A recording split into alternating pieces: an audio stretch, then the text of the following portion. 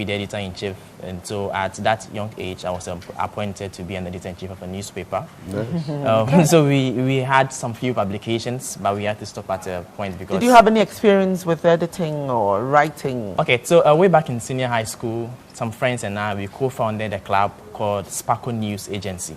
St. Paul's? Exactly. Denu? Yes. Okay. So it was a small group. We were from different, we're not even doing general arts. I was doing science, but we were very committed to saying that, okay, every Monday and Friday, we want to read news to the students so that those in the boarding house can be updated with what is going out outside. So every Monday and Friday, I was also the newscaster. At the same time, I do the research and we write news and paste our notice board. Sometimes we also do interview headmasters and other people. So that's where everything really started for me in terms of the publication aspect. So yeah, so after that I was given a point to be the editor-in-chief, and then from there, when we left the newspaper, then I said, okay, so from newspaper I want to go online. I want to see how possible that I can use the online space, which is very vast, to see how I can explore my talent more. Yeah. Right, and so you became a blogger? Yes, so that was the transition. Do you still blog? Yes, I do. What's your blog address? We want to, let people go check it out. So it's AfricanViewpointsJournal.com. African Viewpoint.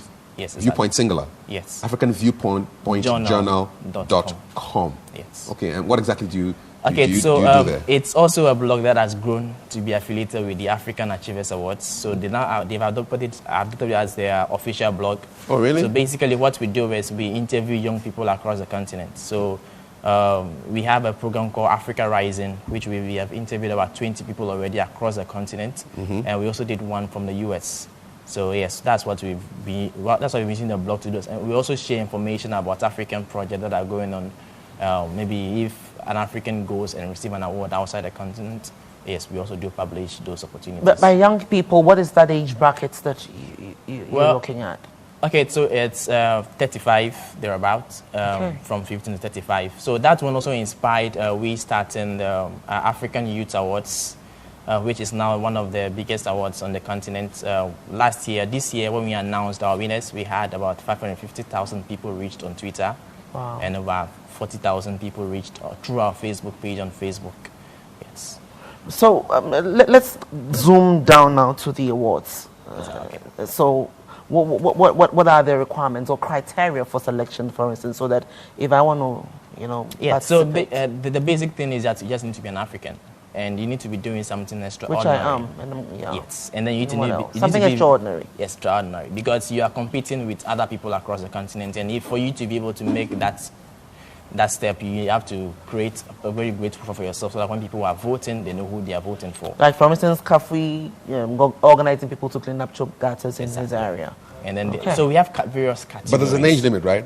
Come again? There's an age limit for the youth awards. Yeah, I'm not a youth. I'm 45 this year. 15 to 35. 35. No, I'm not. I was just looking at the how do you call it? The issue that you were speaking to. Yes, not so many younger than me who does that can win. Yes, even I don't fall but in actually, this bracket. How much more yeah, we also opened the age bracket to 40. But you're still halfway. I'm still out. And that is for... to 40, then I fall within. I don't know if you heard about the most influential young Ghanaians I program. heard about that one as well. So the brain behind the program that came up. So we've been motivated from the most influential young Ghanaians and the Africa Youth Awards. And from next week, we are going to be receiving nominations for the most influential young Africans. That is a big project that we are partnering with various organizations across the continent to achieve. So this one is going to be 100 young people across the continent who are making so much impact, and we have noted them to be influential. Now, the amazing thing is that we are not just going to sit behind our decks to create the list out, but we are giving the public the opportunity to nominate. And after nomination, and then our judges have come out with the final list, then the public will also be allowed to vote to see who is really the most influential young person across the continent. Listen, yes, we know it's your passion, but I'm thinking that not too many young people would want to be bothering themselves at your age, for instance, doing the kind of things that you're doing. I think there are a lot. There are a lot of young people doing this thing. Tell us about it. Yeah.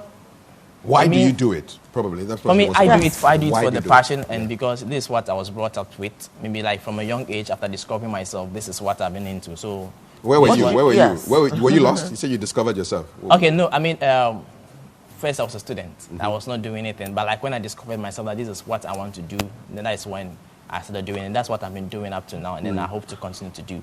But aside me, there are a lot of amazing young people across the continent. Even if you come to Ghana alone, there are a lot of amazing young people doing amazing stuff that you get to discover. What's the level of support that you get from our social welfare department, for instance? Wow, they would rather be demanding money from you. So have you spoken to anybody? Have you tried reaching out or getting support from there? Yes. Or you're just assuming that they will be demanding money? From the corporate money? world, they will definitely tell you no because maybe you are not you're not old enough or you don't have the credentials. You're not a big brand. Exactly. So what's in it for them? Yeah, people can discriminate you because you are young. So basically what you need to do, you need to build a team of and set up a board of advisors. So you get to have like big people who are supporting your idea or who are supporting your brand. Then you can be able to go out there and maybe like people will get to give you some big respect that even though what we've done, we've gotten enough credentials because now everybody knows about most influential young Ghanaians program across Ghana. So we definitely have the name out there, but we need to create that euphoria that you are really credible and then you are going to sustain this for a very long period of time. So you think that you have come this far because of the people that you have on your board, for instance? Yes. Who constitutes your board? Okay, so that's my personal life board. Like, so these are mentors. Okay. So people who would devote their time to you to make sure that what you are doing, you're doing it right, and then you are still into across board. So we have somebody like Sarah Nana Yeboah, who is an amazing nurse, and she also supports us to get the things right, exactly, Sanji. And we also have Dr. Charles Bachman. He's a personal mentor. He's like giving us advices to do. We also have Dr. Jude Odim, who is a Nigerian living in Ghana, but has devoted time to help other young people and discover them and just put them into their right destiny path for that stuff. You sound like a springboarder. Have you ever been in any of those programs, the springboard? No, I've been a fan, but I've not attended. Very focused on everything. But listen, you're not a girl, it's obvious. But you run a program called Be a Girl. Yes. Why? What are you doing with girls? So that was my second pet project after the newspaper. So basically, I was motivated by the things going around me. My dad had 20 kids, and 20? Most of them were females. And they These were are your siblings? Yes, my siblings. 20 of them? Yes. You are number One mother, one father. I'm number 16. Number 16? Yes. Solid. Wow. Yes. So, like, motivated about ladies being around you. So, I started Be a Girl 2013. And the next year, we were nominated for the World Youth Summit Awards, which was the only project from Ghana. But the main aspect of the project is that we want to motivate young girls out there. So basically what we do is that we create citations and we go to schools. So what we do is that we select the best students from the class and some of the best students who are in extracurricular activities. Then we get to award them in front of their parents and then their friends. So basically they tend to become mentors to their friends in the classroom.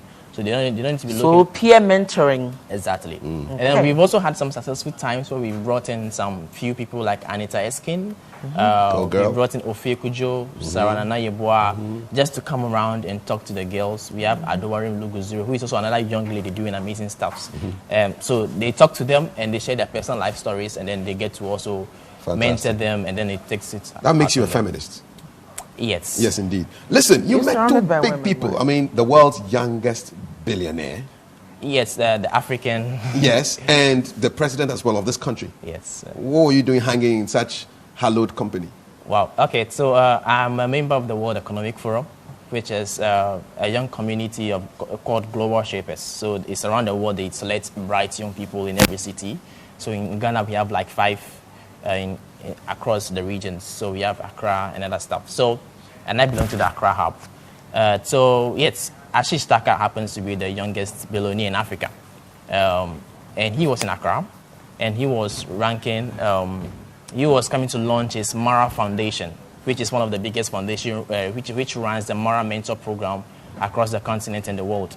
So he came to Accra, and President Mahama invited him to come and launch it at the Flagstaff House. So a few of us were selected to go and witness that event, and being in a room of about just 30 people with the president, and it was an amazing experience for me.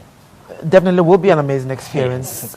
Listen, I think it's important that we run through the selection criteria, because I know there are a lot of people listening to us now that would want to partake in all the things that you do. So apart from the most influential African Be a Girl project, And then which other one? How many projects are we looking at? So we have the Ghana social media rankings. Okay.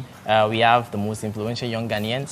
We have Be a Girl. We have Africa Youth Awards. Okay. Then we have the most influential young Africans. Okay. We also have like lots of other pet projects, but these are the main ones that Do you have we a PhD or something? I mean, what's your educational background? I am a high school graduate. I'm not. So you're waiting to go on to the university? Yes. Wow. Amazing. And you read physics, chemistry, math, geography, biology? I didn't read biology. I read geography. Yes. Wow. Listen, we're definitely going to come back to you, but I want us to put out there the criteria, whatever.